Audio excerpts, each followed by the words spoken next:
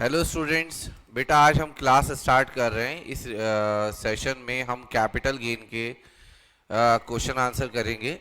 तो जिन लोगों ने भी हमारे साथ ये फास्ट ट्रैक रिवीजन किया है, जिसमें आज हमारी 25th क्लास है कैपिटल गेन की, हम ऑलमोस्ट सारे चैप्टर रिवाइज कर चुके हैं अब तक, कॉन्सेप्ट भी और आईसीआई मॉड्यूल के हमने क्वेश्चन आंसर भी किए हैं। और ये देखिए जनवरी 27 तक के एग्ज़ाम के लिए तो एज इट इज़ एप्लीकेबल है। इसमें कोई अमेंडमेंट आती है तो वो हम लास्ट में देख लेंगे, कोई अमेंडमेंट वगैरह होगी तो। बाकी अभी तक हमने सब कुछ अपडेटेड किया है और जो अमेंडमेंट थी वो भी हमने साथ में रिवाइज कर दी है। अभी हम बेटा जैसा मैंने बोला कि कैपिटल गेन के क्वेश्चन आंसर हम करने जा रहे हैं आईसीआई के illustrations and questions. Illustration number 1 देखिए, आईसीआई मॉड्यूल का हमने ये लिया है और ये किसी को भी ऑनलाइन आईसीआई की वेबसाइट से मिल सकता है, कोई ऐसा इशू नहीं है इसके अंदर। इलस्ट्रेशन 1 है, how will you calculate the period of holding in case of the following assets, share held in a company in liquidation.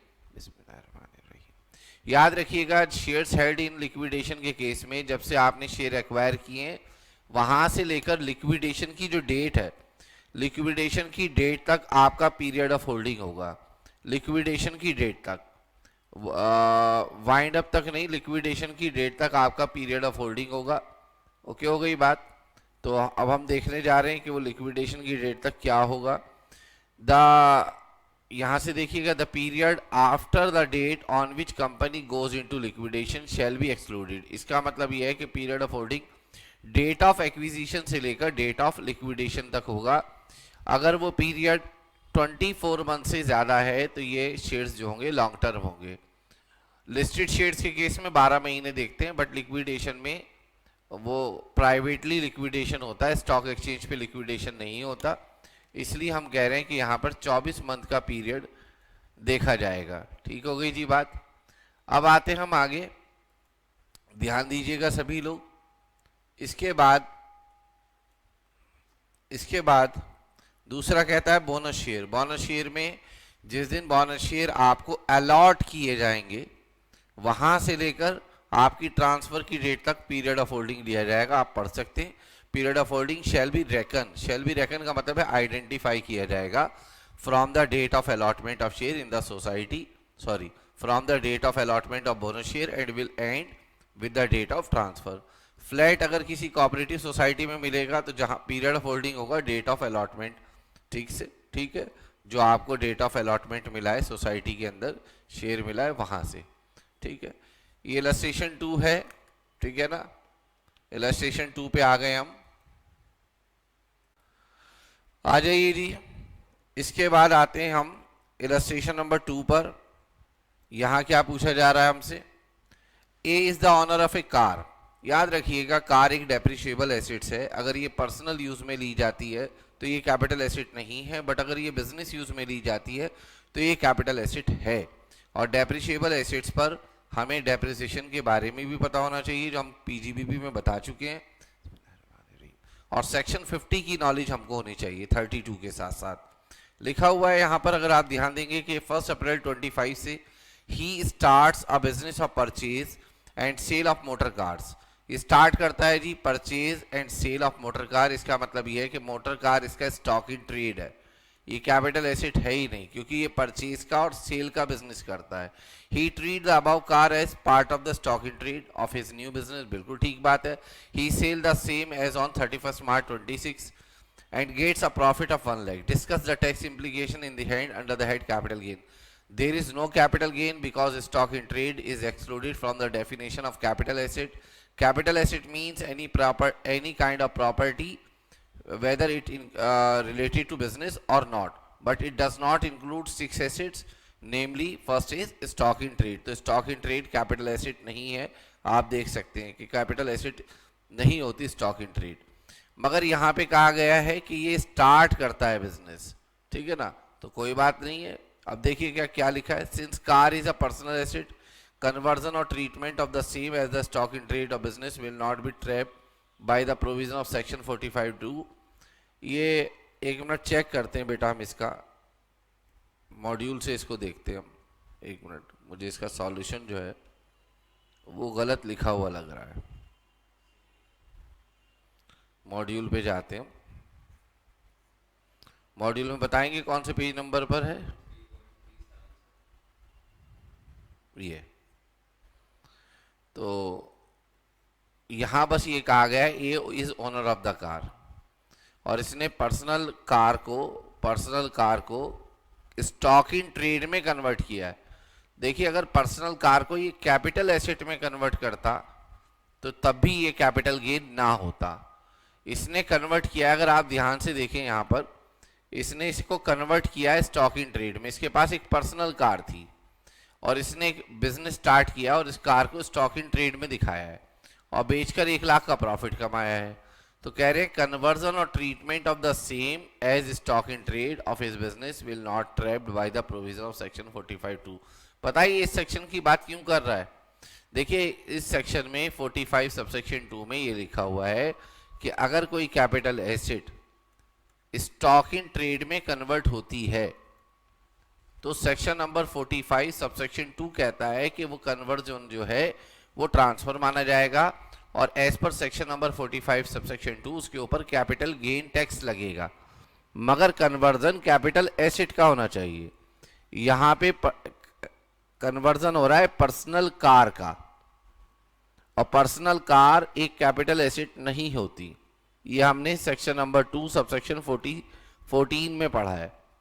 अगर इसको आप स्टॉक इन ट्रेड में कन्वर्ट करेंगे तो यहां पर ना तो सेक्शन नंबर 45 सबसेक्शन 2 लगेगा और ना कोई और सेक्शन लगेगा। कुल मिलाकर इसके ऊपर कोई कैपिटल गेन टैक्स अट्रैक्ट नहीं होगा। हाँ, स्टॉक इन ट्रेड बेचने पर जो प्रॉफिट हुआ है वो पीजीबीपी की इनकम जरूर है 1 लाख रुपए, मगर इसने जो पर्सनल कार को स्टॉक इन ट्रेड में कन्वर्ट किया है ये कैपिटल गेन नहीं है। ये वाली सिचुएशन होती तो कैपिटल गेन अराइज होता, मगर पर्सनल कार क्योंकि स्टॉक इन ट्रेड नहीं है इसलिए कैपिटल गेन में नहीं आएगा। मैं उम्मीद करता हूं आप लोग समझ गए होंगे, ठीक है ना। इलस्ट्रेशन नंबर 3 देखिए। एक्स कन्वर्ट्स, फिर से कन्वर्ट वर्ड आ रहा है और यहां पे कन्वर्ट कर रहा है वो कैपिटल एसेट को जो उसने 10 जून को खरीदी थी 2006 में 60,000 रुपीज में, into stock in trade on March 10, 2025। The fair market value on the date of the above conversion was rupees 5.5 lakh रुपए। 5.5 लाख रुपए कन्वर्जन की डेट पर इसका फेयर मार्केट वैल्यू था। He subsequently sells the stock in trade so converted for rupees 6 lakh on June 10, 2025। Discuss the year of chargeability. तो देखिए year of chargeability वो होती है जिस ईयर में स्टॉक इन ट्रेड बेचा जाएगा। कन्वर्जन कब हुआ है? 10 मार्च 2025 को, यानी कि कन्वर्जन का ईयर है 24-25, ठीक है ना। पीरियड ऑफ होल्डिंग जो आपका काउंट होगा वो 10 मार्च 2025 तक काउंट होगा, मगर टैक्स तब देना है जब आपने इसको बेचा है। तो टैक्सेबिलिटी का जो ईयर होगा चार्जेबिलिटी का वो प्रीवियस ईयर 2025-26 होगा, जिसका असेसमेंट ईयर होगा 26-27। तो इस पर असेसमेंट ईयर 26-27 में टैक्स लगेगा जब आप स्टॉक इन ट्रेड को बेचेंगे। तो यहाँ पे लिखा है capital asset is converted into stock in trade during 24-25 relevant to assessment year 25-26। It will be a transfer under section 2 subsection 47। 24-25 में ट्रांसफर माना जाएगा, बट प्रॉफिट और gain arising from the above conversion will be chargeable to tax assessment year 26-27 since the stock in trade sold on June 10, 25। For this purpose, the fair market value on the date of conversion will be the full value of consideration। जैसे आप जानते हैं conversion पर उसको stock in trade में जब convert किया जाता है तो कैपिटल गेन अराइज होता है, और कैपिटल गेन के लिए सेल कंसिडरेशन की नीड होती है। तो सेल कंसिडरेशन जो यहाँ पे होगा वो कन्वर्जन की डेट पर जो फेयर मार्केट वैल्यू है वो माना जाएगा आपका क्या बोलते हैं सेल कंसिडरेशन। तो सेल कंसिडरेशन 6 लाख है, इस एसेट की वैल्यू 5.5 लाख थी, तो 50,000 तो हो गया आपका आपने खरीदी कितने में थी? 60,000 रुपए में, बेची कितने में? 6 लाख में, मगर कन्वर्जन की डेट पर जो एफएमवी थी वो 5.5 लाख थी। तो 6 लाख और 5.5 लाख रुपए का जो डिफरेंस है 50,000 का, तो वो तो पीजीबीपी की इनकम है, और 60,000 और 5.5 लाख का जो डिफरेंस है वो कैपिटल गेन की इनकम है। मगर दोनों चीजें कैपिटल गेन हो या बिजनेस इनकम हो, दोनों चीजें टैक्सेबल होंगी आपके असेसमेंट ईयर 26-27 में। आगे लिखा है M held 2000 shares in a company ABC, an Indian company. This company amalgamated with another Indian company XY during the previous year ended 31st March under the scheme of amalgamation. याद रखिएगा जब amalgamation होता है तो वहां पे section 47 लग सकता है, और सेक्शन 47 जहां लगता है उन ट्रांजेक्शन को ट्रांसफर नहीं माना जाता। अगर आप हमारी लास्ट क्लास देखें तो हमने इसी सेक्शन के बारे में बात की थी और हमने आपसे कहा था कि ये सेक्शन आप ज़रूर रीड कर लीजिएगा। उसमें एक अमलगमेशन का पॉइंट है, उसमें ये लिखा हुआ है कि अगर अमलगमेशन में दो कंपनियों का अमलगमेशन हो रहा है तो जो कंपनी ट्रांसफ़र कर रही है दूसरी कंपनी को, तो जिसको एसेट मिल रही है in the scheme of amalgamation, अगर वो कंपनी इंडियन कंपनी है तो अमलगमेशन को ट्रांसफ़र नहीं माना जाएगा। तो एम हेल्ड। अच्छा, दूसरी बात ये भी कही गई है कि जो शेयर होल्डर हैं, अगर शेयर होल्डर को शेयर्स के बदले में शेयर्स मिल रहे हैं तो भी उसको ट्रांसफ़र नहीं माना जाएगा। एम एक शेयर होल्डर है जिसके पास 2000 शेयर हैं एबीसी लिमिटेड के, इंडियन कंपनी के। ये कंपनी अमेलगमेट हो गई एक और इंडियन कंपनी के साथ XYZ के साथ during the previous year. M को 1000 शेयर अलॉट किए गए नई कंपनी में और इनकी मार्केट वैल्यू 50,000 है। इस बात से कोई फर्क नहीं पड़ता मार्केट वैल्यू क्या है। आप इस क्वेश्चन को ऐसे समझिए, एम के पास शेयर थे ABC के और ये एक इंडियन कंपनी है, 1000 शेयर थे इसके पास, इसने इनको सरेंडर कर दिया और इसके बदले में एम को XYZ के नए 1000 शेयर अलॉट हो गए। क्यों अलॉट हो गए? क्योंकि ये कंपनी और ये कंपनी आपस में मर्ज हो रही है। तो एम को कहा गया कि तुमने शेयर्स की अदला बदली कर ली है, एक्सचेंज कर लिया है, बट इसको ट्रांसफर नहीं माना जाएगा, मगर एक शर्त है, जिस कंपनी के शेयर आपको मिले हैं वो इंडियन कंपनी होनी चाहिए और शेयर्स के बदले में आपको शेयर्स मिलना चाहिए। अगर शेयर के बदले में पैसे मिलेंगे तो टैक्स लगेगा, इसलिए इस ट्रांजेक्शन को ट्रांसफर नहीं माना जाएगा। ठीक है ना, यहाँ लिखा भी है transaction is स्क्वायरली covered by the exemption explained above and the proposal of. तो यहाँ पे ये कहा जा रहा था कि असेसिंग ऑफिसर इसके ऊपर टैक्स लगाना चाहता था क्योंकि ये ट्रांजेक्शन एक एक्सचेंज है, तो लॉ कहता है ये ट्रांजेक्शन ट्रांसफर नहीं है, इसलिए एओ का जो प्रपोजल है वो बिल्कुल मतलब इनवैलिड है। एओ इस ट्रांजेक्शन को ट्रांसफर नहीं ले सकता है। Illustration number 5, in which of the following situation capital gain tax liability does not arise. Mister A ने परचेज किया गोल्ड इन 1970 25,000 रुपए में। In the previous year 25-26 he gifted to his son at the time of marriage. इसने अपने बेटे को marriage पर ये गिफ्ट कर दिया। याद रखिएगा, अगर कोई फादर अपने सन को कोई एसेट, कैपिटल एसेट गिफ्ट में दे तो उस ट्रांजेक्शन को ट्रांसफर नहीं माना जाता। उस दिन फेयर मार्केट वैल्यू 1 लाख थी। बेटा ये no capital gain tax. Sir क्यों नहीं माना जाएगा?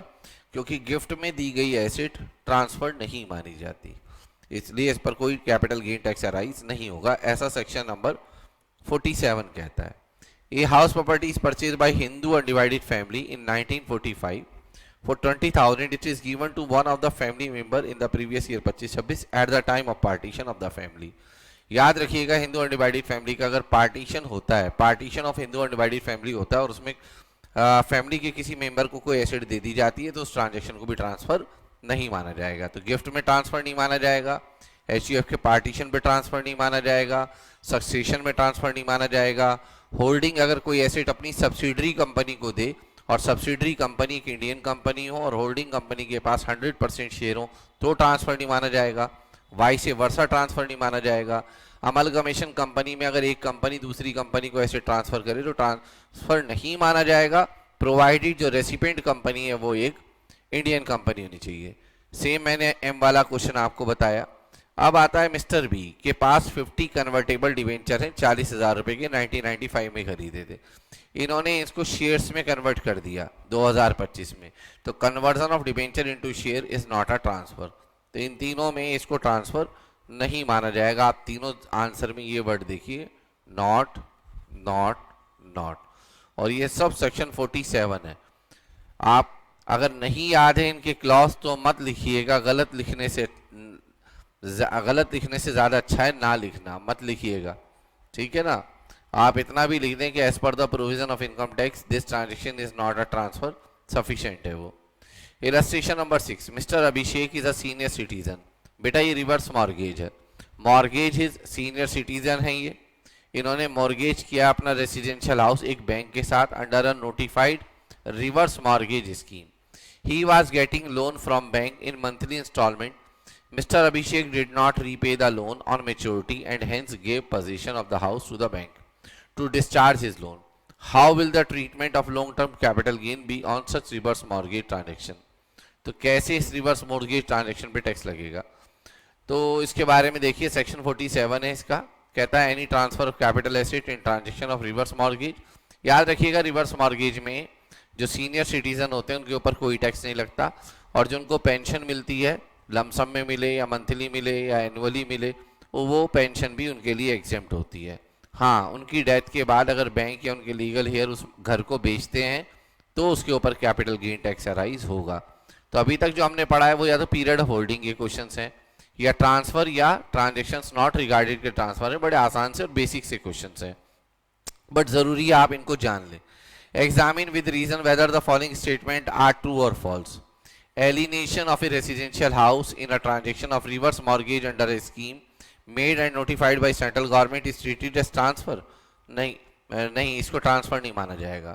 अगर कोई रेसिडेंशियल हाउस आप रिवर्स मॉर्गेज में मॉर्गेज कर दें, प्रॉपर्टी को एलिनेट कर दें बैंक के साथ, तो बेटा उसको ट्रांसफर नहीं माना जाएगा, ये फॉल्स स्टेटमेंट है। Zero coupon bond of eligible corporation held for 15 month will be long term capital gain. Yes, क्योंकि इनके अंदर 12 महीने का कॉन्सेप्ट देखा जाता है।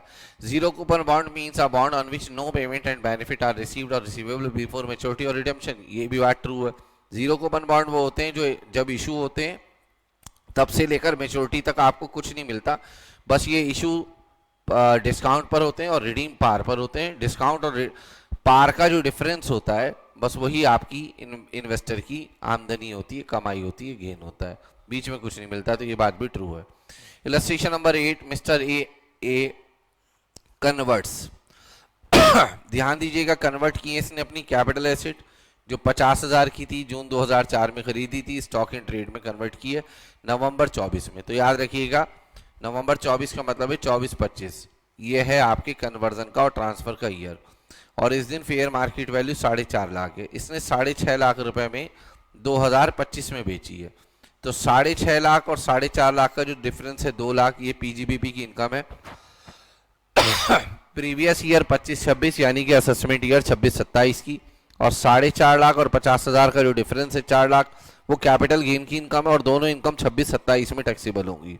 आप देख सकते हैं यहाँ इन्होंने सॉल्यूशन करके दिया है इसका, जो जितने में बेची वो और 4.5 लाख रुपए, इन दोनों का जो डिफरेंस है 2 लाख रुपए, ये पीजीबीपी की इनकम है। 4.5 लाख और 50,000 जो 4 लाख है, ये किसकी इनकम है? कैपिटल गेन की। ठीक है ना। अब आगे आते हैं जी, इलस्ट्रेशन नंबर 9 है। Singhania and company a sole proprietorship owns 6 machines put in use for business in March 2024. The depreciation on these machine is chargeable at the rate 15%. The opening balance of these machine after providing depreciation for previous year 24-25 8.5 lakh. 3 of old machine were sold. बेटा ये block of asset वाला question है जिसमें आप block of asset को बेचते हैं। एक सिंघानियन कंपनी है जो सोल प्रोप्राइटरशिप है, इसके पास 6 मशीन है, सभी की सभी बिजनेस में है। तो जो एसेट बिजनेस में यूज होती है वो ब्लॉक ऑफ एसेट का पार्ट होती है। इन मशीन पे डेप्रिसिएशन 15% की रेट से लगेगी। ओपनिंग बैलेंस है इन मशीन का डेप्रिसिएशन के बाद 8.5 लाख रुपए। इसको आप ऐसे समझिए, ओपनिंग WDV 8.5 लाख रुपए। 3 मशीन आपने इसमें से बेच दी और एक सेकंड हैंड प्लांट आपने 30 नवंबर को खरीदा है। तो जो एसेट परचेज करते हैं वो ऐड करते हैं। कितने का प्लांट खरीदा है? 8.5 लाख रुपए का। और जो बेचा है वो कितने का बेचा है? 11 लाख का। आप ड्यूरिंग द ईयर कभी भी बेच दीजिए, जितने पर बेचेंगे उतना आप अमाउंट माइनस कर देंगे। यह आएगा जी 6 लाख रुपए। अब इस 6 लाख रुपए पर ये WDV आई है आपकी डेप्रिसिएशन से पहले 31 मार्च 2026 को 6 लाख रुपए। इस पर अब आप डेप्रिसिएशन कंप्यूट करेंगे। बेसिकली ये हमने आपको PGBP में सिखाया है। इस 6 लाख रुपए पर डेप्रिसिएशन जो निकालेंगे वो आप 7.5% के रेट से निकालेंगे, और ये 6 लाख माना जाएगा कि ये वैल्यू लेटेस्ट वाले ब्लॉक की है, जो लेटेस्ट वाला आपने ब्लॉक खरीदा है। हाफ क्यों कर रहे हैं डेप्रिसिएशन का रेट? 15% की जगह 7.5 है। सेकेंड हैंड है इसलिए नहीं, सेकेंड हैंड और न्यू से डेप्रिसिएशन के रेट पर कोई फर्क नहीं पड़ता, ठीक है ना, रेदर एडिशनल डेप्रिसिएशन के अलावा। न्यू पे भी 15% में डेप्रिसिएशन मिलेगा नॉर्मल, और सेकेंड हैंड पे भी 15। ये जो आपने पुट टू यूज किया है 30 नवंबर 2025 को किया है, और इस डेट से लेकर 31 मार्च 26 तक के जो डेज आप काउंट करेंगे वो 180 दिन से कम होंगे। दैट्स वाई यहाँ पे डेप्रिसिएशन का रेट हाफ हो जाएगा। तो 6 लाख पर आप 7.5% के रेट से टैक्स निकालिएगा, वो 45,000 आएगा। 6 लाख में से 45,000 माइनस करेंगे तो आपका टैक्स आ जाएगा। आप देख सकते हैं यहाँ 6 लाख वैल्यू आ रही है, यहाँ पे 180 दिन की बात भी की गई है, और डेप्रिसिएशन का रेट आप देख सकते हैं 45,000 है 7.5% के रेट से, यानी कि डेप्रिसिएशन के बाद जो वैल्यू बचेगी 5,55,000 बचेगी। कह रहे हैं compute the capital gain. Capital gain कोई नहीं है सर। कैसे नहीं है कैपिटल गेन? हाँ, कैपिटल गेन कोई नहीं है सर। ये 8.5 लाख की एसेट 11 लाख में बेची जा रही है, तब कैपिटल गेन होता है जब 8.5 लाख प्लस 8.5 लाख 17 लाख, 17 लाख से ज्यादा पर अगर आप बेच देते तो कैपिटल गेन अराइज होता है। इसको जानने के लिए आप पीजीबीपी की रिवीजन क्लास देखिए, उनमें आपको मिल जाएगा। अगर सिंघानिया एंड कंपनी ये 3 मशीन 21 लाख में बेच देता तो क्या होता? कोई बात नहीं, 850 17 लाख, इसे वैल्यू ऑफ ब्लॉक कहते। 21 लाख माइनस करते यहाँ वैल्यू नील आती, कभी भी ब्लॉक की वैल्यू निगेटिव नहीं आएगी। फिर आप लिखते दोबारा से सेक्शन 50 के according sale consideration 21 lakh, value of block 17 lakh, 4 lakh का कैपिटल गेन, तब कैपिटल गेन होता। तब उसको कहते हैं हम सेक्शन 50 लग गया है वहां पर, अभी कोई सेक्शन 50 नहीं लगा है, ठीक है ना।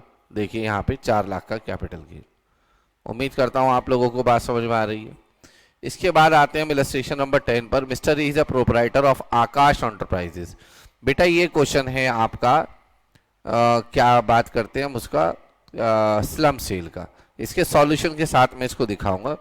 मिस्टर ये एक प्रोपराइटर है आकाश एंटरप्राइजेस, इनकी 2 यूनिट हैं।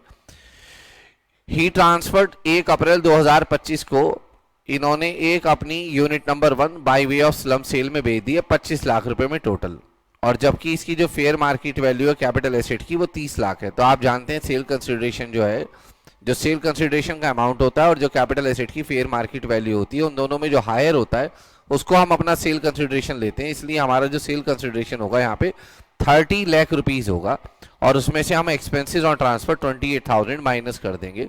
38 लाख में से 28,000 माइनस करेंगे तो बेटा हमारा आ जाएगा 29,72,000। ये हमारा नेट सेल कंसिडरेशन आ जाएगा। ये यूनिट 1 हमने बेचा है, इसमें बिल्डिंग है, ये 4 एसेट्स हैं, और लोन में 70% यानी कि 1,40,000 यूनिट 1 का है, और क्रेडिटर में 1,50,000 का 25% यानी कि 37,500। ये मैं क्यों बता रहा हूँ, जो नेट सेल कंसिडरेशन है उसमें से आपको माइनस करना है यूनिट 1 का कॉस्ट ऑफ एक्विजिशन, और स्लम सेल का जो सेक्शन है 50B वो कहता है कि कॉस्ट ऑफ एक्विजिशन जो होगी वो नेट वर्थ होगी। नेट वर्थ कैसे निकालेंगे? सबसे पहले देखते हैं बिल्डिंग के बारे में कोई बात बताइए क्या। कहते हैं कि जो रिवैल्यूएशन रिजर्व क्रिएट किया गया है वो बिल्डिंग की वैल्यू को रिवाइज करके किया गया है। ये जो 3 लाख का रिजर्व दिखाई दे रहा है, ये 12 लाख की वैल्यू को अपवर्ड रिवाइज किया गया है, मतलब ये ओरिजिनली वैल्यू 12 लाख नहीं है, 9 लाख रुपए। तो बिल्डिंग की वैल्यू आप लेंगे जी 9 लाख रुपए नेट वर्थ निकालने के लिए। कभी ये बात हम आपको कैपिटल गेन की लास्ट रिवीजन क्लास में बता चुके हैं, कृपया करके वहां देखिएगा जाके। मशीनरी के बारे में कुछ नहीं कहा गया, इसको एज इट इज ले लेंगे। डेटर्स को एज इट इज ले लेंगे 1 लाख रुपए, और फिर कहा गया है अदर एसेट्स, ये जो अदर एसेट्स हैं 1.5 लाख रुपए की। कह रहे हैं इसमें एक यूनिट 1 है, इसके अंदर पेटेंट हैं जो हमने 1 जुलाई 2023 को 50,000 रुपए में बाय किए थे। इस पर अभी तक हमने कोई डेप्रिसिएशन चार्ज नहीं करी है। इसका मतलब यह है कि 1.5 लाख में से 1 लाख तो हम एज इट इज ले लेंगे, और जो 50,000 के पेटेंट्स हैं उनकी हमें डेप्रिसिएशन माइनस करनी पड़ेगी। कैसे करेंगे? डेप्रिसिएशन एक इंटेंजिबल एसेट्स होती है और उसकी डेप्रिसिएशन हम 25% के रेट से निकालते हैं। तो सबसे पहले हम 23-24 का डेप्रिसिएशन माइनस करेंगे 25% के रेट से 12,500, वो आएगा 37,500। फिर हम डेप्रिसिएशन अगले ईयर का 24-25 का माइनस करेंगे तो आप 24-25 का जरा माइनस करिए, डेप्रिसिएशन 37,500 पर 25% बताइए कितना आएगा। मेरे हिसाब से आना चाहिए 9,375 रुपये। ये माइनस करके आएगा बेटा 28,125 रुपये। तो पेटेंट की वैल्यू आ जाएगी 28,125। सब लोग अपना कैलकुलेटर उठाइए। 9 लाख, 3 लाख, 12 लाख, 13 लाख, 14 लाख, 14 लाख 28,125। ये 14,28,125 आ गया बच्चों, आप देख सकते हैं। इस 14,28,125 में से ये 1,40,000 और ये 37,500, ये दोनों माइनस कर दीजिए। 14,28,125 में से ये 1,77,500 माइनस कर दीजिए। 14,28,125 में से माइनस कर दीजिए।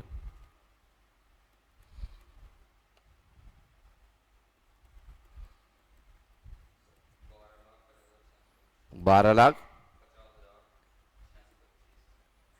ये बता रहा है बच्चा, ये नेटवर्थ होनी चाहिए। एक बार सॉल्यूशन देख लेते हैं। हाँ जी यही है, आप चेक करिए। 12,50,625, 30 लाख लिया है, 25 लाख में बेचा है, मगर फेयर मार्केट वैल्यू जो है वो 30 लाख है, इसलिए सेल कंसिडरेशन 30 लाख लेंगे। ये एक्सपेंसेस ऑन ट्रांसफर है, ये नेट सेल कंसिडरेशन आ गया, ये आपका कैपिटल गेन आ गया। और ये capital gain under section 112 taxable होगा, जिसपे 12.5% के रेट से आप टैक्स देंगे। ठीक है। इलस्ट्रेशन नंबर 11 है। Mister C purchased a residential house on July 20, 2023 for ₹10 lakh. बेटा इन्होंने एक रेसिडेंशियल हाउस 10 लाख रुपए में बाय किया है। मेड सम एडिशन, बेटा ये इंप्रूवमेंट है। इस घर में इन्होंने 2 लाख रुपए का इंप्रूवमेंट किया अगस्त 2023 में। He sold the property in April 25, 20 lakh रुपए में। Out of the sale proceed, he spent 5 lakh on the purchase of another house property in September 25. What is the amount of capital gain? देखिए सबसे पहले तो मैं आपको बताना चाहूँगा इनका जो पीरियड ऑफ होल्डिंग है वो 20 जुलाई 2023 से लेकर और अप्रैल 2025 है। सीधा सीधा हमको पता चल रहा है कि ये जुलाई 23 से जुलाई 24 तक एक वर्ष हो गया और जुलाई 24 से जुलाई 25 तक दूसरा वर्ष होना चाहिए था, इन्होंने अप्रैल में भेज दिया। तो ये एसेट जो है शॉर्ट टर्म कैपिटल एसेट है। सबसे पहले इनका जो सेल कंसिडरेशन है वो 20 लाख रुपए है। इसमें से ये माइनस करेंगे कॉस्ट ऑफ एक्विजिशन 10 लाख रुपए। इंडेक्सेशन नहीं होगा सर, ये तो लैंड एंड बिल्डिंग है। बेटा लैंड इंडेक्सेशन होता है जब long term land and building होती है। और कॉस्ट ऑफ इंप्रूवमेंट है 2 लाख रुपए, ये माइनस कर दीजिए। शॉर्ट टर्म कैपिटल गेन आ गया इनका 8 लाख रुपए। सर इसमें से एग्जेम्पशन नहीं मिलेगी, इन्होंने 5 लाख का घर खरीद लिया है अंडर सेक्शन 54, नहीं, वो तब मिलती है एग्जेम्पशन जब आप long term capital gain earn करें रेसिडेंशियल हाउस के ट्रांसफर करने पर। ये शॉर्ट टर्म कैपिटल गेन है तो सेक्शन 54 की एग्जेम्पशन नहीं मिलेगी। और ये शॉर्ट टर्म कैपिटल गेन वो है जो अदर देन 111A होता है, जिस पर नॉर्मल रेट से आप टैक्स पे करते हैं। आप चेक कर सकते हैं 8 लाख रुपए, और एग्जेम्पशन नहीं मिलेगी। आगे कहते हैं illustration number 12, long term capital gain है 75 लाख का, और ये हुआ है आपको बिल्डिंग के ट्रांसफर करने से 1 मई 2025 को। Will be exempt from tax अगर हम इन्वेस्ट कर देते हैं इन द बॉन्ड्स जो रिडीमेबल हो आफ्टर 5 ईयर, बिल्कुल, मगर इसमें आप 50 लाख की एग्जेम्पशन ले सकते हैं। तो इन्होंने कहा है 75 लाख रुपए। तो इन्होंने पूछा है कि बताइए कि क्या ये स्टेटमेंट ट्रू है या फॉल्स। अगर देखा जाए तो फॉल्स है, क्योंकि एग्जेम्पशन 75 लाख की नहीं मिलेगी, एग्जेम्पशन 50 लाख की मिलेगी। और ये रीजन के साथ लिखना है, हमने यहाँ लिखा है exemption under 54EC restricted by limiting the maximum investment in long term asset up to ₹50 lakh. तो आपने पढ़ा है 54EC, एक वर्ष में ना तो 50 लाख से ज्यादा इन्वेस्ट कर सकते हैं, ना 50 लाख रुपीज से ज्यादा आपको एग्जेम्पशन मिलेगी। आइए अब आगे इलस्ट्रेशन 13, ये बेहतरीन क्वेश्चन है अभी तक का। Calculate the income tax liability. Income tax liability for the assessment year 26-27 in the following cases. तो जो हमने लास्ट 3 क्लासेस ली हैं कैपिटल गेन के, 3 रिवीजन क्लास इससे पहले आ चुकी हैं हमारी, class number 22, 23, 24, this is class number 25। तो उसमें हमने बताया है कि इनकम टैक्स लायबिलिटी में क्या क्या ध्यान रखना है कैपिटल गेन के अंदर। फिलहाल देखते हैं।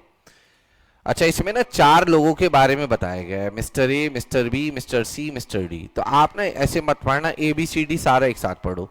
पहले मिस्टर ए को हैंडल कर लेना, फिर दोबारा मिस्टर बी को, फिर मिस्टर सी को, फिर मिस्टर डी को। तो हम मिस्टर ए के बारे में बात करते हैं। मिस्टर एक नॉन रेसिडेंट है, total income other than capital gain इनकी है 2,40,000, कोई बात नहीं, 2,40,000 की इनकम है। लॉन्ग टर्म कैपिटल गेन है 85,000 का from sale of vacant site. Okay हो गई बात।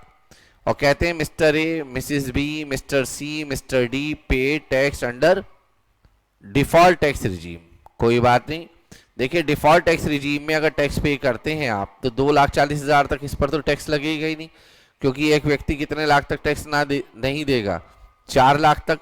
बचा बेटा 85,000, तो वो 85,000 रुपीज पर देखो बेटा यहाँ क्या लिखा है, applicable basic exemption limit 4 lakh रुपए है। एसेट सोल्ड किया आपने वेकेंट साइट।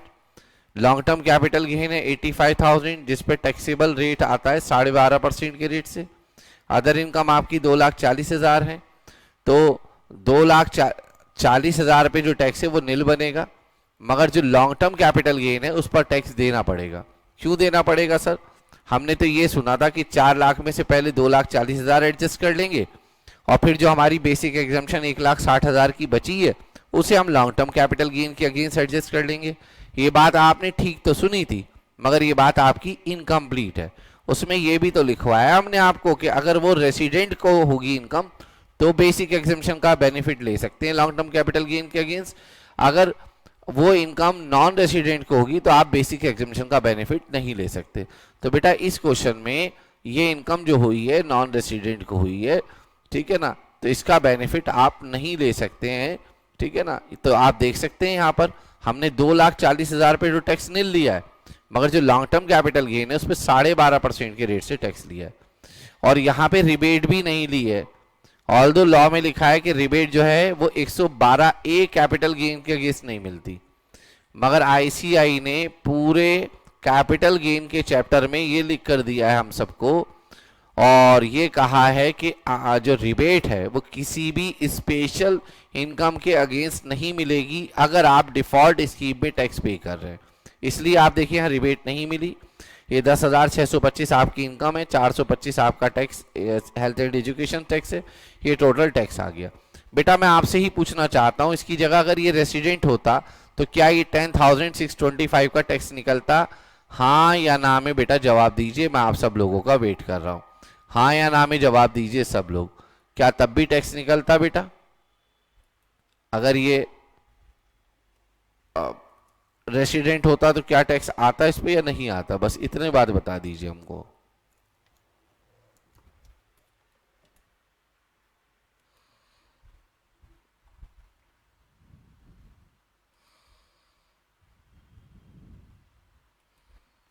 बताइए बेटा, मैं वेट कर रहा हूं आपका।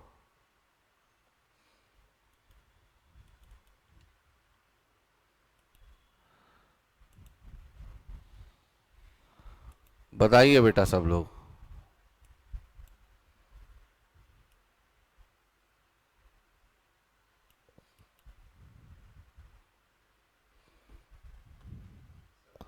मिस्टर ए रेसिडेंट होता तो बेसिक एग्जामिशन मिलती।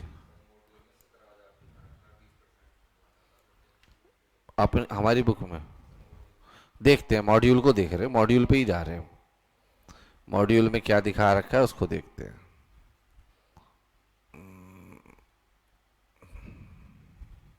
पेज नंबर बताइए, मॉड्यूल पे ही जा रहे हैं बेटा हम। 3.8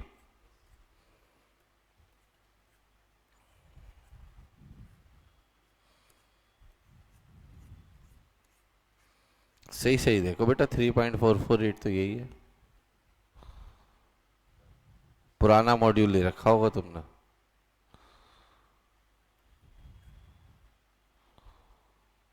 देख लेते हैं एक बार, यही है ना क्वेश्चन, मॉड्यूल से भी देख लेते हैं। 4,85,000 10,600 ठीक तो है, 11,050 बेटा। बैठे रहिए, जो मैं बता रहा हूँ वो सही है। आपने पुराना मॉड्यूल ओपन कर रखा है, हमारी भी तो बात सुनी है, ठीक है ना। ठीक है जी, डन हो गई बेटा बात। चलिए अब हम चलते हैं आगे। और अगर सेकंड पार्ट में कह रहे हैं अगर आप डिफॉल्ट टैक्स रिजीम में टैक्स नहीं देते बेटा, उसकी जगह आप टैक्स देते हैं कौन सी रिजीम में? ऑप्शनल स्कीम में। तो क्या होगा? मिस्टर एक नॉन रेसिडेंट है, यहाँ पे बेसिक एग्जम्पशन होती है 2.5 लाख रुपए तक, तो वेकेंट साइड पे तो लगेगा नहीं टैक्स, क्योंकि उस पे तो सॉरी 2,40,000 पे तो लगेगा नहीं टैक्स। जो लॉन्ग टर्म कैपिटल गेन है उस पर 12.5% के रेट से टैक्स लगेगा। 85,000 का 12.5% कितना बनेगा? 10,625। अदर इनकम आपकी कितनी है? उस पर टैक्स बना नील, आपका ही टैक्स बन गया। तो याद रखिएगा कि अगर आप चाहे डिफॉल्ट स्कीम से टैक्स दे रहे हो या आप नॉर्मल यानी कि ऑप्शनल स्कीम से टैक्स दे रहे हो, non resident long term capital gain के अगेंस्ट बेसिक एग्जेम्पशन का बेनिफिट नहीं ले सकता। सिंपल। अब आगे देखिएगा बेटा, ठीक है ना, ये 10,625 हो गया। यहां लिखा है सिंस, अच्छा रिबेट क्यों नहीं मिली? रिबेट बेटा इसलिए नहीं मिली क्योंकि ये नॉन रेसिडेंट है। हाँ, अगर ये नॉन रेसिडेंट की जगह रेसिडेंट होता तो यहां पे दो काम होते। एक तो 2,40,000 रुपये तो टैक्स लगता ही नहीं, ये जो 85,000 है इसमें से 10,000 रुपए की बेसिक एग्जेम्पशन और मिलती, फिर आप बेटा टैक्स लगाते 75,000 पे 12.5%। तो कोई बच्चा मुझे बताओ, अगर ये रेसिडेंट होता तो 75,000 का 12.5% कितना आता बेटा? बताओ जरा। 75,000 का 12.5% कितना हो जाता? 9,375। और फिर इस 9,375 में से बेटा आपको रिबेट भी मिलती पूरे 9,375 रुपए की, क्योंकि ऑप्शनल स्कीम में अभी भी 87A की रिबेट मिल रही है 112 के अगेंस्ट। ठीक है, तो सिर्फ नॉन रेसिडेंट को रेसिडेंट करने पर पूरा आंसर चेंज हो जाएगा सेकंड पार्ट का। आगे पढ़ते हैं जी। मिस्टर बी, इनकी एज है 62, ये भी नॉन रेसिडेंट है। यहां से देखते हैं सारे। मिस्टर बी, इनकी एज है 62, ये नॉन रेसिडेंट है, इनकी इनकम 3,10,000 है। 10,000 from sale of listed equity share, जिसपे एसटीटी आपने सेल और परचेज दोनों पे किया है। पता है ये 10,000 का कैपिटल गेन कहाँ आएगा? 112A में, जिसमें 1,25,000 की आपको एग्जेम्पशन भी मिलती है। तो मिस्टर बी एक नॉन रेसिडेंट है, डिफॉल्ट स्कीम से टैक्स दे रहे हैं, इसलिए बेसिक एग्जेम्पशन हुई 4 लाख की। लिस्टेड इक्विटी शेयर है जिसपे आपने एसटीटी पे किया है। 10,000 रुपए का आपका लॉन्ग टर्म कैपिटल गेन है। एग्जेम्पशन मिलेगी आपको अंडर सेक्शन 112A। क्यों मिलेगी? क्योंकि ये 10,000 का कैपिटल गेन है और 1,25,000 तक 112A में टैक्स नहीं लगता, तो इस पर तो टैक्स लगेगा नहीं। बाकी आपकी इनकम कितनी है? 4,10,000, जिसमें से 4 लाख पे एग्जेम्पशन मिल जाएगी आपको बेसिक। 10,000 जो बचा उस पर 5% के रेट से टैक्स बनेगा 500 प्लस 20 और टोटल टैक्स हो गया 520। ठीक है ना। अब बात आती है रिबेट की। ठीक है ना, तो रिबेट इसलिए नहीं मिल रही क्योंकि बेटा ये एक नॉन रेसिडेंट है। अगर ये रिबेट रेसिडेंट होता तो इस 500 में से पूरे 500 रुपए की इसको रिबेट मिल जाती। अगर ये डिफॉल्ट की जगह ऑप्शनल स्कीम से टैक्स देता है तो 2.5 लाख बेसिक एग्जेम्पशन होगी। 10 लाख पे तो बेटा तब भी टैक्स नहीं लगेगा, 10,000 पे सॉरी, क्योंकि वो 112A में है और 112A में एग्जेम्पशन है अलग से 1,25,000 रुपए की। हाँ, 2.5 लाख की एग्जेम्पशन है, इसकी अदर इनकम 4,10,000 है। 4,10,000 में से 2.5 लाख माइनस कर लीजिए, बचेगा 1,60,000। उस पर इसको 5% के रेट से 8,000 टैक्स देना पड़ेगा। 8,000 पे 4% हेल्थ एंड एजुकेशन से। रिबेट अभी भी नहीं मिलेगी क्योंकि ये एक नॉन रेसिडेंट है। रिबेट हमेशा रेसिडेंट को मिलती है। तीसरा पार्ट देखिए इसका। मिस्टर सी हैं जिनकी एज 81 है, रेसिडेंट हैं, 5,90,000 रुपए इनकी इनकम है। 60,000 है from sale of agricultural land in rural area. तो देखिए रूरल एरिया में जो लैंड होती है वो कैपिटल एसेट नहीं होती, इसलिए इस पर कोई कैपिटल गेन अराइज नहीं होगा। बस इसकी टोटल इनकम रहेगी 5,90,000 रुपए। डिफॉल्ट स्कीम से टैक्स देगा तो 4 लाख तक टैक्स नहीं लगेगा। बाकी के 1,90,000 रुपए पर 5% के रेट से टैक्स बनेगा 9,500, और इसमें से पूरे 9,500 रुपीज की रिबेट मिल जाएगी क्योंकि ये रेसिडेंट है, और रेसिडेंट को रिबेट मिलती है अगर उसकी टोटल इनकम 12 लाख रुपए तक हो। तो 9,500 में से 9,500 रुपए की क्या मिल गई इसको? रिबेट। और अगर ये ऑप्शनल स्कीम से टैक्स देता है तो भी इसकी जो बेसिक एग्जेम्पशन होगी तब 5 लाख रुपए की होगी, क्योंकि ऑप्शनल स्कीम में जिनकी एज 80 से 80 या उसके अबव होती है उनके लिए बेसिक एग्जेम्पशन 5 लाख रुपए की होती है। तो 5,90,000 रुपए में से 5 लाख एग्जेम्प्ट हो जाएगा, बाकी 90,000 रुपए पर 90,000 रुपए पर बेटा टैक्स बनेगा आपका सीधा 20% के रेट से, वो 18,000 बनेगा।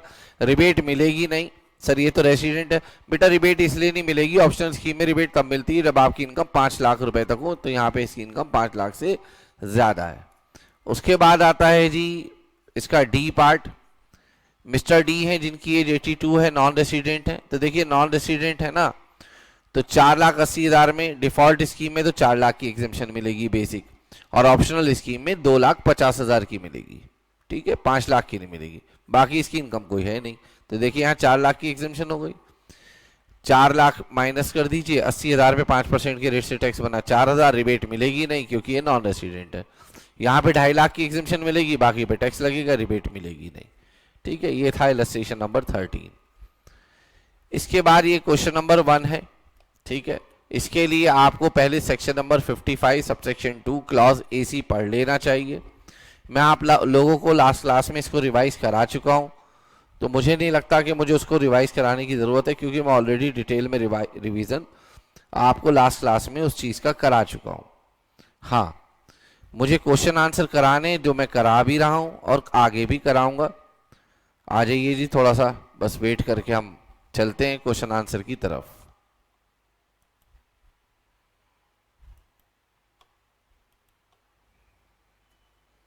बस इसको ओपन होने दीजिए।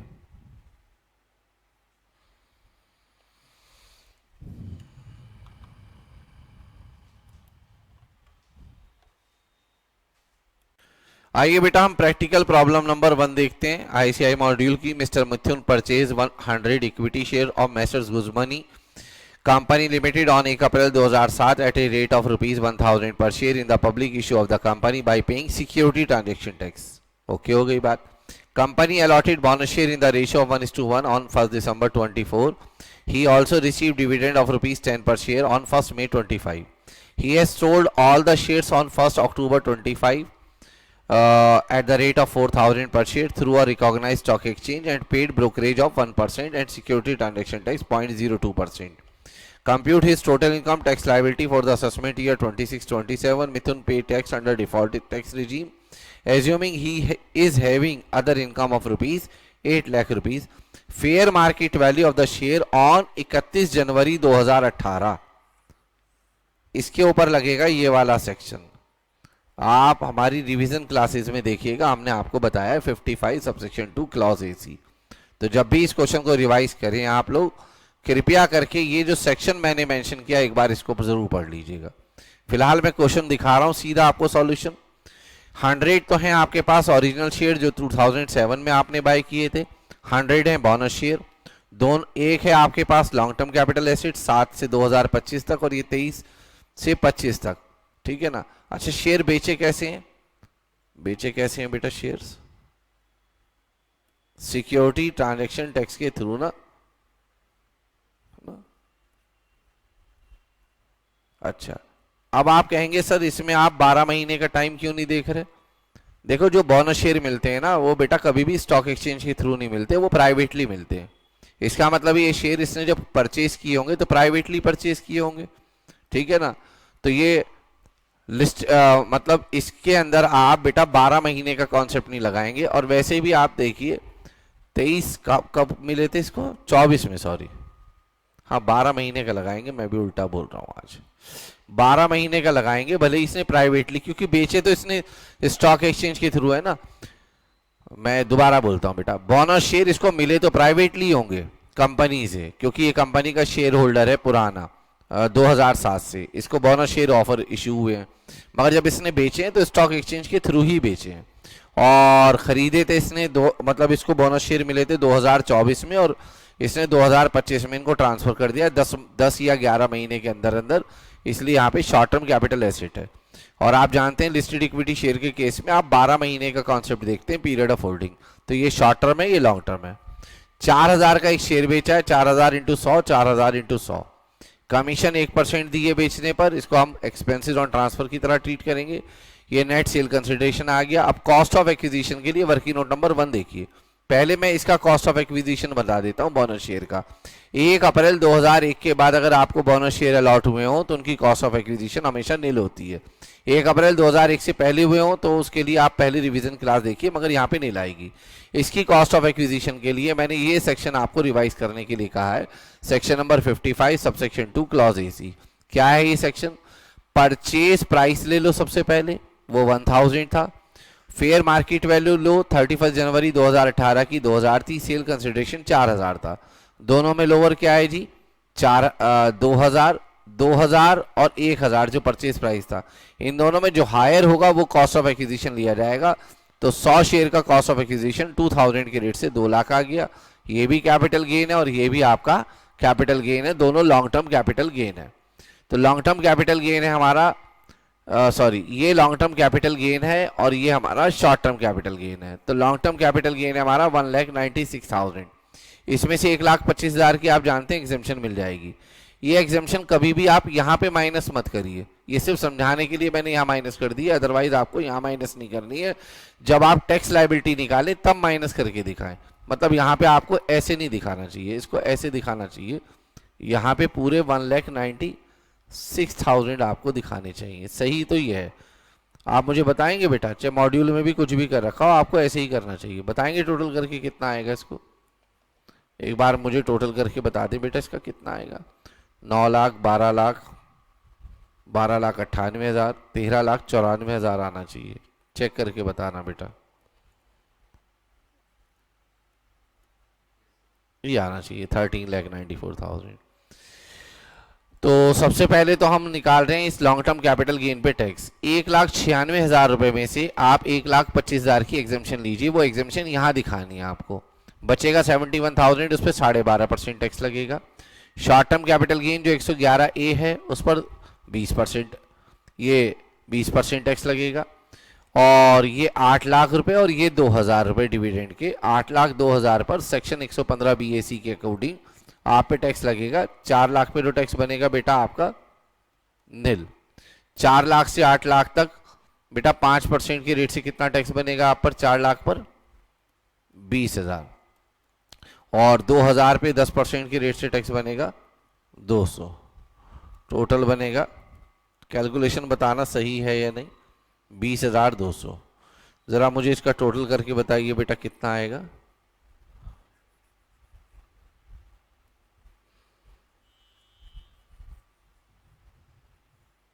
और कृपया करके इसका स्क्रीनशॉट ले लीजिएगा। आप सब लोग जितने लोग रिवीजन कर रहे हैं, मैं एक बार फिर से शो कर दूंगा। ये मैं शो कर देता हूं इसका सॉल्यूशन। वैसे ICI के मॉड्यूल में भी इसका सॉल्यूशन अवेलेबल है, ठीक है, आप देख लीजिए बेटा। इसका एक स्क्रीनशॉट आप ले लीजिएगा, ठीक है, स्क्रीनशॉट ले लीजिएगा। वैसे ICI के मॉड्यूल में भी अवेलेबल है इनका आंसर। मुझे बताइए बेटा कितना आ गया टोटल करके, और वो मॉड्यूल से मैच करता है या नहीं ये भी बताइएगा बेटा। टैक्स बताइए टोटल कितना आ गया बच्चों? 1,08,275। इस पे 4% बताइए बेटा कितना आएगा? 4,331। 1,12,600। इसको राउंड ऑफ कर देंगे, 610 कर देंगे, ठीक है। 1,12,610 रुपए। तो ये आंसर में अपडेशन है। मॉड्यूल में ये आंसर दिया हुआ है, हमने जो आप लोगों को बुक दी है उसमें भी आंसर अपडेटेड आंसर है, आप देख सकते हैं, ठीक है बेटा। आइए क्वेश्चन नंबर 2 देखिए। Aarav converts his plot of land purchase in July 2004 80,000। बेटा यहाँ पे फिर से वर्ड देखिए, कन्वर्ट्स वर्ड आ रहा है तो सेक्शन नंबर 45(2) लगेगा। 80,000 रुपये में खरीदा था, 31 मार्च 2025 को कन्वर्ट किया है, यानी कि 24-25 में, तो पीरियड ऑफ होल्डिंग यहाँ तक होगा। फेयर मार्केट वैल्यू इस दिन 3 लाख रुपए थी। स्टॉक को आपने 3/25 में जनवरी 26 में बेचा है, तो देखिए टैक्स जो लगेगा वो असेसमेंट ईयर 26-27 में लगेगा, ठीक है। और आपको कैसे करना है, 2 बार क्वेश्चन करना है, एक बार इंडेक्सेशन के साथ और एक बार बिना इंडेक्सेशन के। बिना इंडेक्सेशन के बता देता हूं पहले। 3 लाख रुपए में से 80,000 रुपए माइनस कर देना, 2,20,000 आपकी लॉन्ग टर्म कैपिटल गेन आ जाएगा। और 3/25 में से 3 लाख माइनस कर देना, 25,000 आपकी पीजीबीपी की इनकम आ जाएगी। फिर हम इंडेक्सेशन के साथ करेंगे, पीजीबीपी की इनकम तो सेम रहेगी 25,000, मगर कैपिटल गेन की इनकम में सेल कंसिडरेशन तो 3 लाख लेना, और ये जो 80,000 रुपए है इसका इंडेक्सेशन करना। कैसे? 80,000 इंटू में उस ईयर का इंडेक्सेशन नंबर जिस ईयर में ट्रांसफर हुआ है, और ट्रांसफर हुआ है इस ईयर में, इसलिए आप 363 लेना, ये मत लेना 376। ठीक है, जिस ईयर में ट्रांसफर होते हैं उस ईयर का इंडेक्सेशन नंबर लेते हैं, और जिस ईयर में बाय किया था उस ईयर का इंडेक्सेशन नंबर लेंगे। डिवाइड करके इंडेक्स वैल्यू आ जाएगी और आप आंसर निकाल देंगे। मैं उम्मीद करता हूं आप बात समझ रहे हैं। तो अगर आपको इसका सॉल्यूशन अपडेट करना है तो आप यहाँ देख सकते हैं, आप मेरी हेल्प करें बेटा, बताएंगे 363, यहाँ हम लिख देते हैं 363। बताइए बेटा कोई बच्चा मुझे इसका आंसर। 80,000 इंटू में 363 डिवाइड बाई 113। आईसीआई के मॉड्यूल से देख के बता सकते हो, कोई बात नहीं है, यहाँ से आप देख के बता दो बेटा, अगर इंडेक्सेशन के साथ बता रहे हो। बताओ,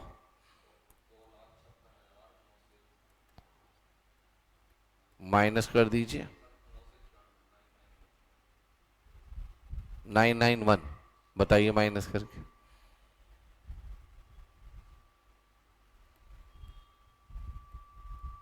इतना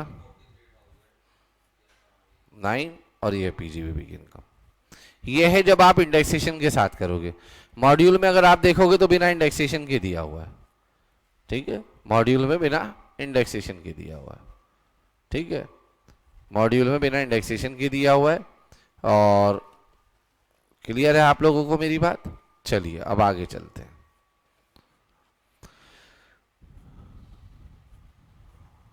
मिस हर्षिता, मिसिज हर्षिता, ये क्वेश्चन है।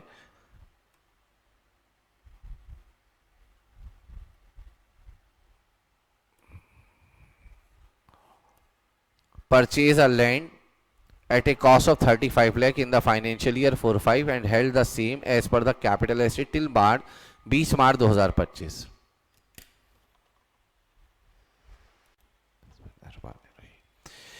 Mrs. Harshita purchased a land at a cost of rupees 35 lakh in the financial year 45, held the same as capital asset till 20 March.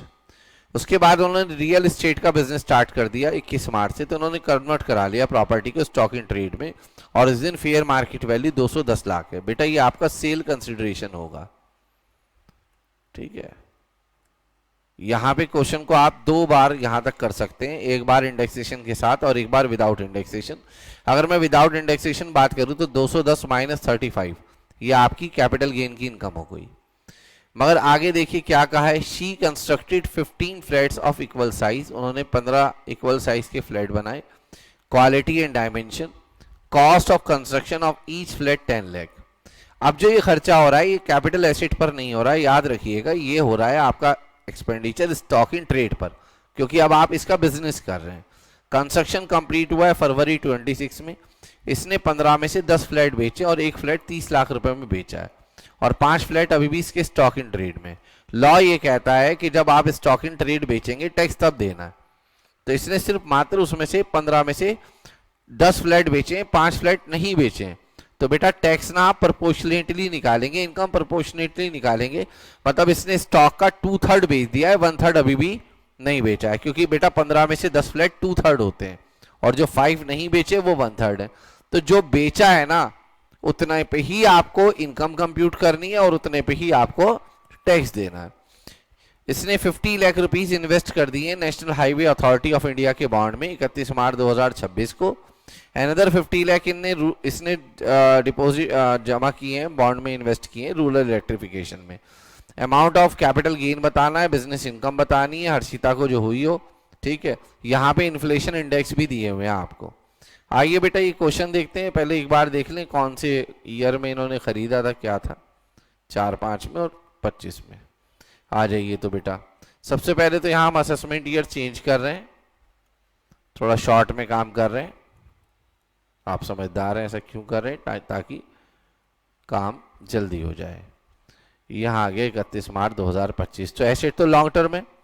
Sale consideration ले रहे हैं हम, fair market value of capital asset. Section number 45 सब्सेक्शन 2 कहता है जब आप conversion करें तो कैपिटल एसेट की जो फेयर मार्केट वैल्यू है कन्वर्जन की डेट पर बोलें। क्वेश्चन में अगर देखें तो कन्वर्जन की डेट पर लैंड की fair market value 2 crore 10 lakh rupees है, ठीक है। मगर उसने क्या किया, उसके ऊपर फ्लैट्स बनाए 15 इक्वल साइज के, उसमें से 10 बेचे, यानी कि पूरी लैंड नहीं बेची है। 15 में से 10 बेचे हैं तो 10 फ्लैट के नीचे जो लैंड होगी वही तो बिकी होगी ना। और लॉ कहता है जब आप स्टॉक बेचोगे तब टैक्स देना है। इसलिए देखिए on the date of conversion, यहां आगे लिखा है हमने however 10 flats sold in February 2026। फरवरी 26 में आपने कितने फ्लैट बेचे? 10 आउट ऑफ 15, यानी कि 2 करोड़ 10 लाख पूरा सेल कंसिडरेशन नहीं लेंगे। ये 15 फ्लैट का, 15 फ्लैट के नीचे जो लैंड यूज हुई है ना, ये उसका सेल कंसिडरेशन है, ठीक है ना, जिसमें से आपने बेचे कितने? 10। मैं उम्मीद कर लूं आपको समझ में आ रही है बात। बेटा ये लैंड थी, आपने इसे कन्वर्ट कर दिया स्टॉक इन ट्रेड में, इसके ऊपर आपने 15 बिल्डिंग बनाई, 15 में से 10 बेच दी, ये सेल कर दी, ये अनसोल्ड है। तो बेटा कैपिटल गेन जो आप कैलकुलेट करेंगे वो सोल्ड वाले के लिए कैलकुलेट करेंगे। तो 2 करोड़ 10 लाख 15 के लिए है, तो 10 के लिए आपका क्या सेल कंसिडरेशन निकलेगा? 1 करोड़ 40 लाख। कितने में खरीदी थी आपने ये लैंड? 35 लाख रुपए में। मगर पूरी लैंड तो बेची ही नहीं अभी, 2/3 बेची, इसलिए हमने कॉस्ट ऑफ एक्विजिशन का भी 2/3 कर लिया और इनटू में कर दिया बेटा हमने इंडेक्सेशन नंबर। इंडेक्सेशन नंबर में अपॉन में तो करा है 113 जिस ईयर में खरीदा था, और मल्टीप्लाई करेंगे उस ईयर के नंबर से जिस ईयर में ट्रांसफर हुआ है।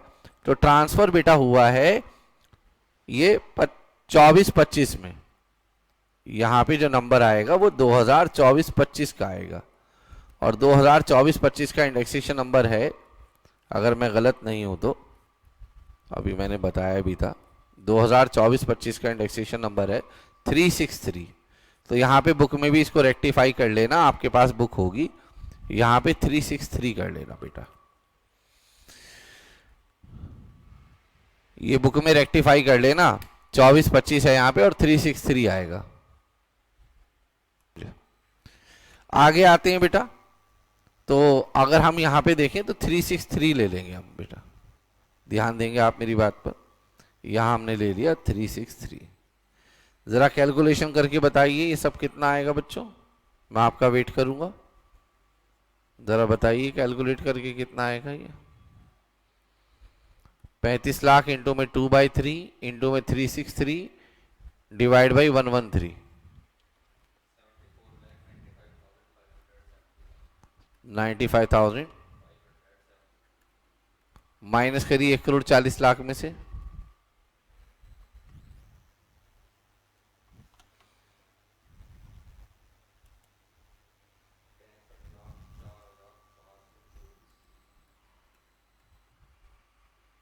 $425 हो गया।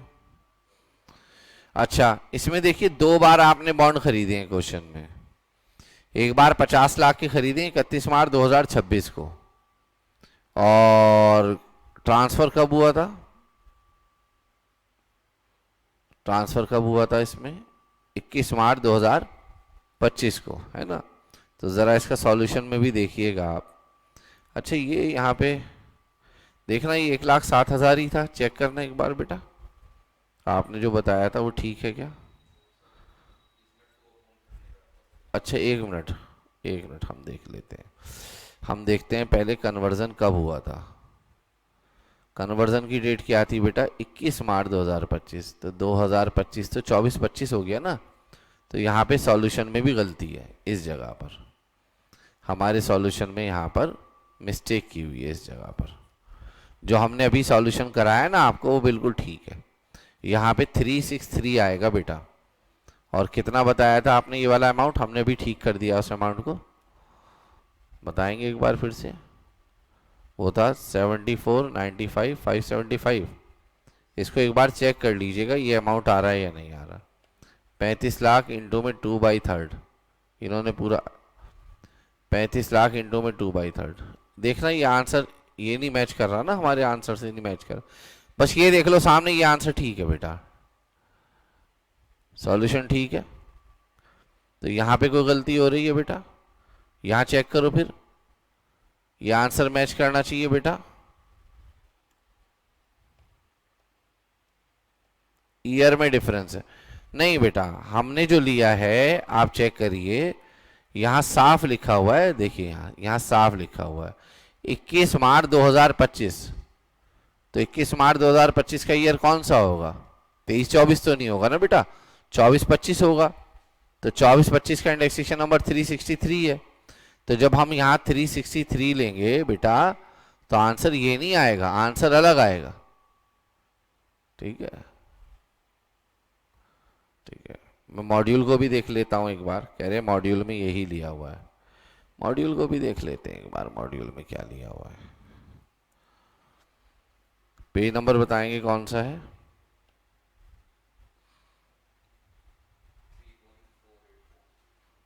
क्वेश्चन का।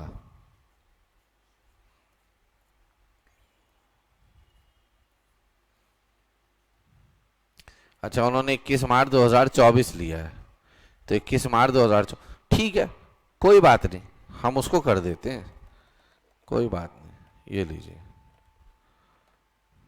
ये हम वही आंसर कर देते हैं जो यहाँ था, ये लीजिए, कोई दिक्कत नहीं है।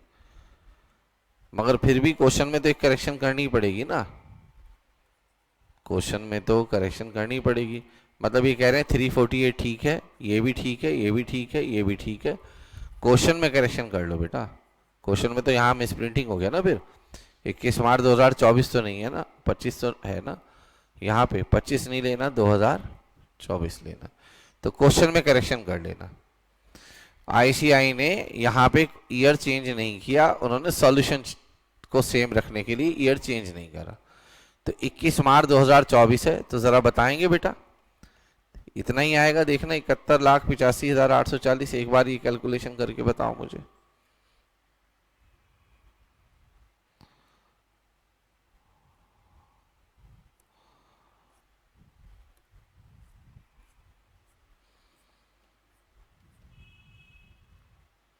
यहाँ आ रहा है 68,14,159 और हमारा आ रहा है 68,14,160। ठीक है, बिल्कुल सही है जी, कोई दिक्कत नहीं। और फिर यहाँ से देखिए ज़रा एक नोट देखिए, as per section number 54 EC investment in national highway authority of India bond with in 6 month from the date of transfer. तो ट्रांसफर कौन से दिन हुआ था जी? 21 मार्च 2024 को।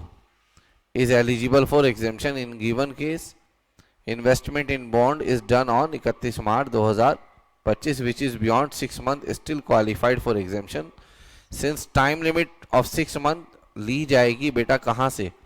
जब से कन्वर्जन हुआ है, से स्टॉक इन ट्रेड बेचा गया है।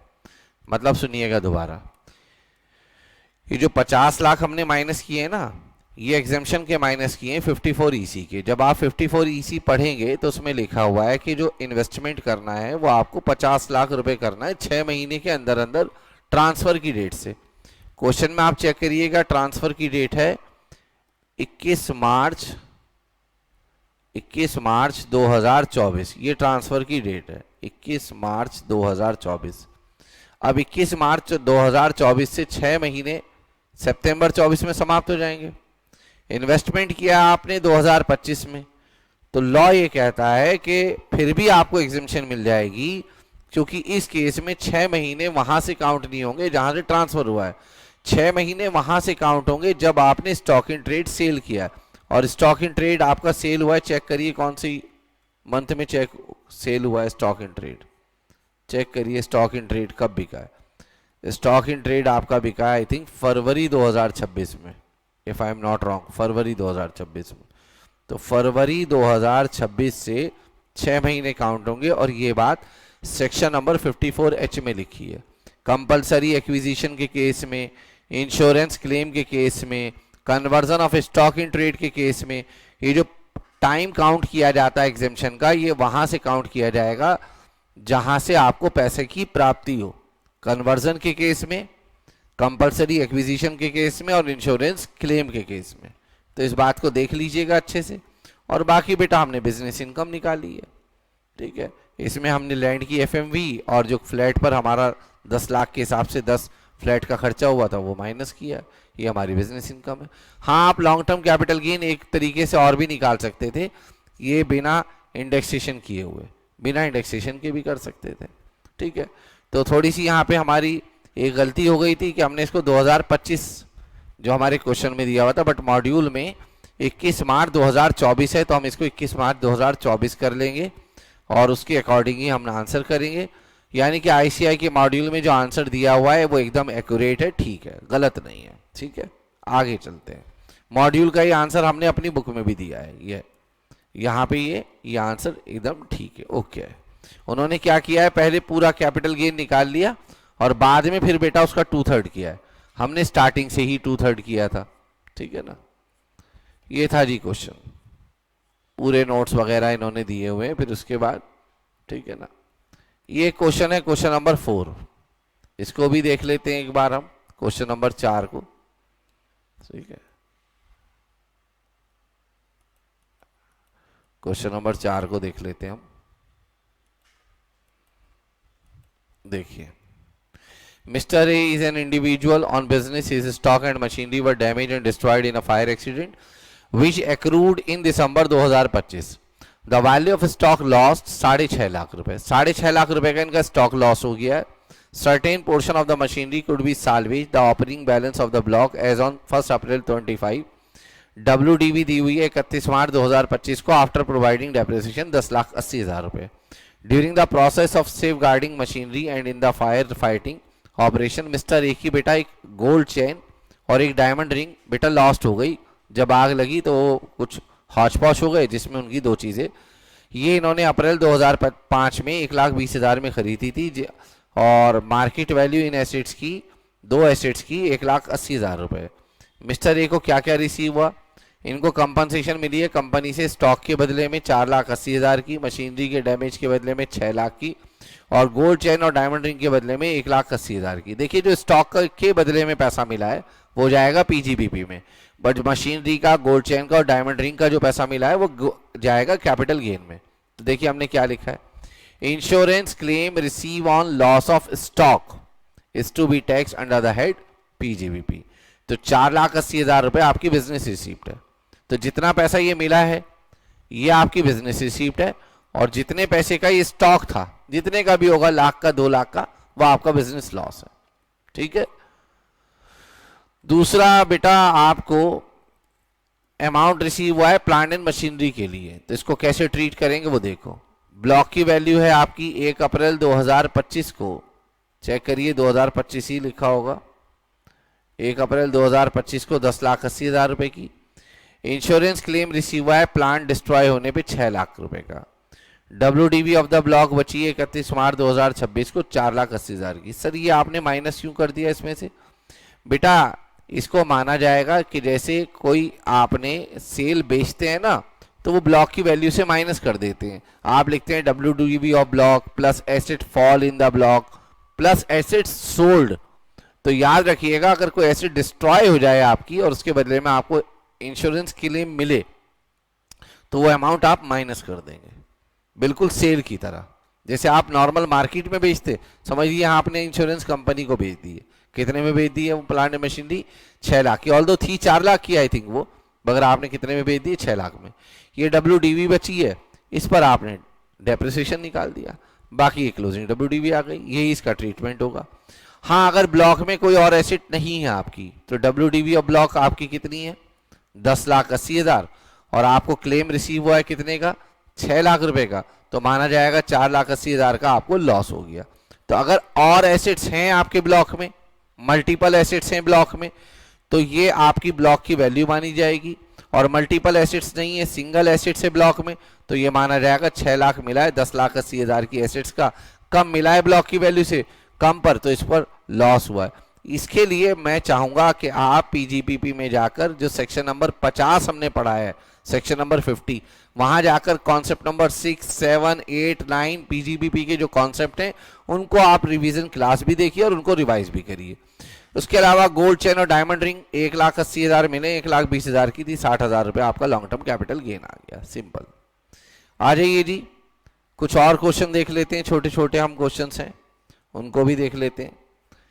कुछ क्वेश्चंस हम कहेंगे आप इनको कर लीजिएगा। प्रैक्टिकल नंबर प्रॉब्लम नंबर 5 है, कोई ज़्यादा खास चीज़ नहीं है, इसको कर लीजिएगा। प्रैक्टिकल प्रॉब्लम नंबर 6 है।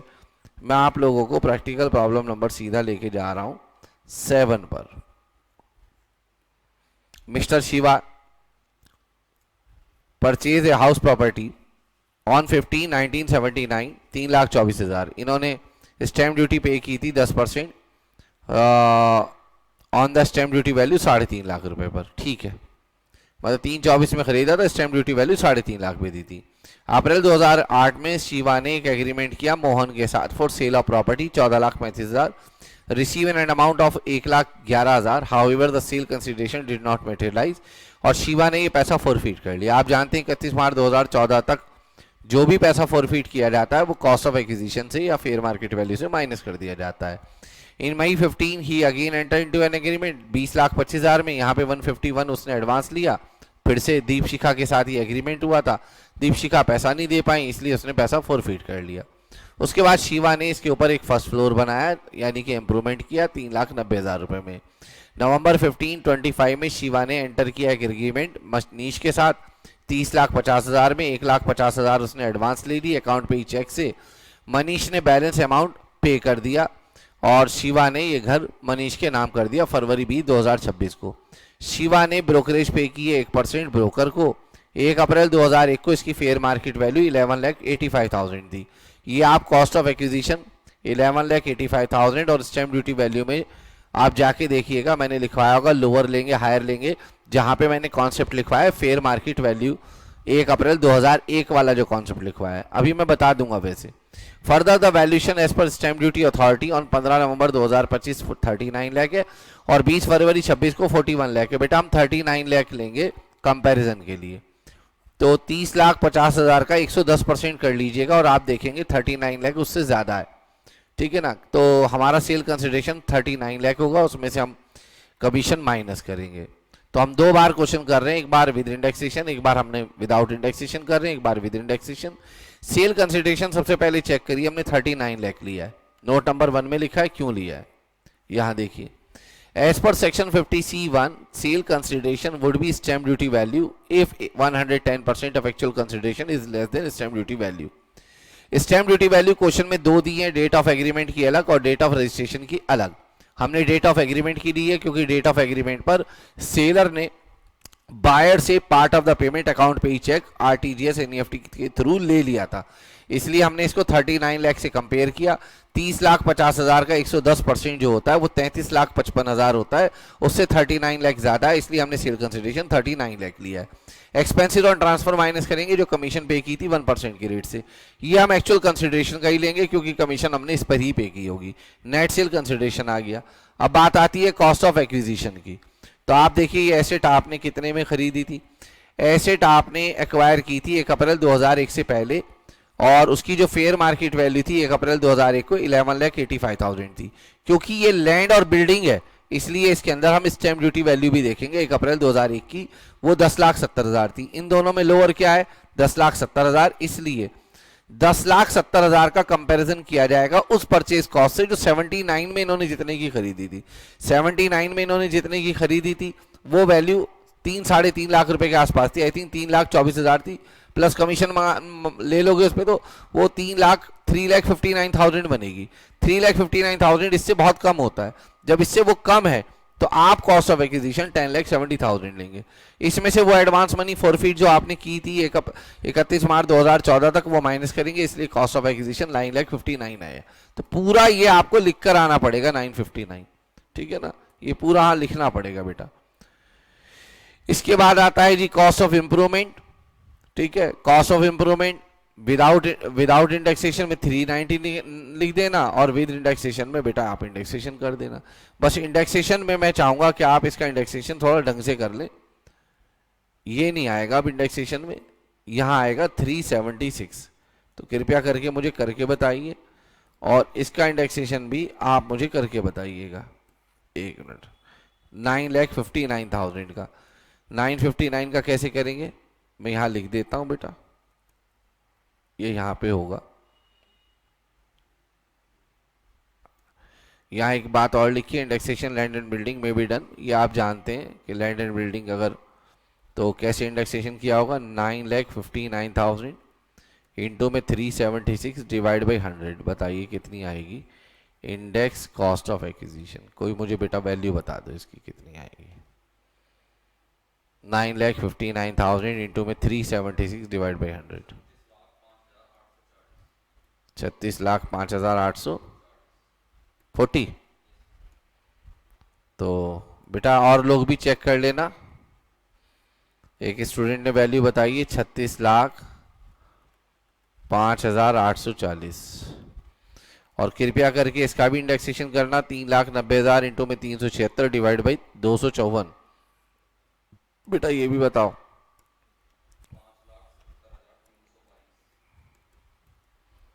5,77,322। बस बेटा मुझे यस नो में बता देना ये ठीक है या नहीं। और इसमें से बेटा ये माइनस कर दीजिए ये दोनों वैल्यू। आई थिंक यहाँ पे लॉस आएगा इस जगह पर। बताइए कितना आएगा, क्या आएगा आंसर। बस कोई क्लास ओवर हो गई है बेटा। तो हमने कैपिटल गेन के जो क्वेश्चंस हैं वो भी करा दिए हैं। आगे अभी हम कोई वादा एज सच नहीं करते, बट कोशिश करेंगे कि एमसीक्यू और जीटीआई की क्लासेस भी हम जल्द से जल्द ले आएं। ठीक है।